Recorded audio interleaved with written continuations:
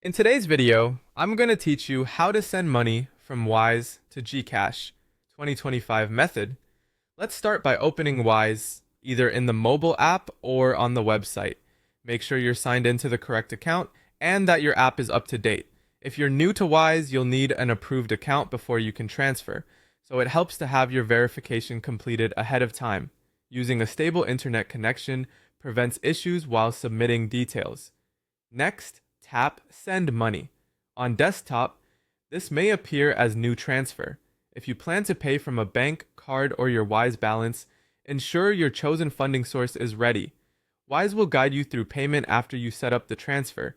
So for now, we're just preparing the recipient side. For the receiving currency, choose PHP, the Philippine peso. GCash accepts funds in PHP, so this choice is essential. You'll immediately see Wise's live exchange rate and an estimate of fees based on the amount you enter.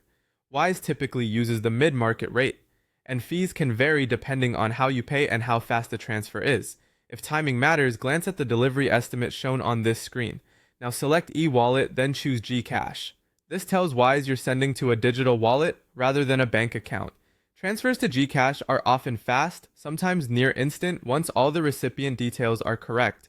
If you're sending to someone else, confirm they have a fully verified GCash account to avoid delays or limits.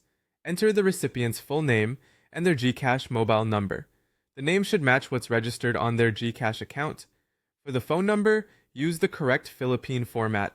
Wise usually accepts both local and international formats and may auto-format it for you. Double check every digit because even a small typo can cause a failed transfer. If you're sending to your own GCash, enter your own details exactly as they appear in the GCash profile. Before you send, review everything on the summary screen. Confirm the amount you're paying, the exact PHP your recipient will get, the exchange rate, the fee, and the estimated arrival time. If there's a reference or note field, it can help the recipient recognize the payment.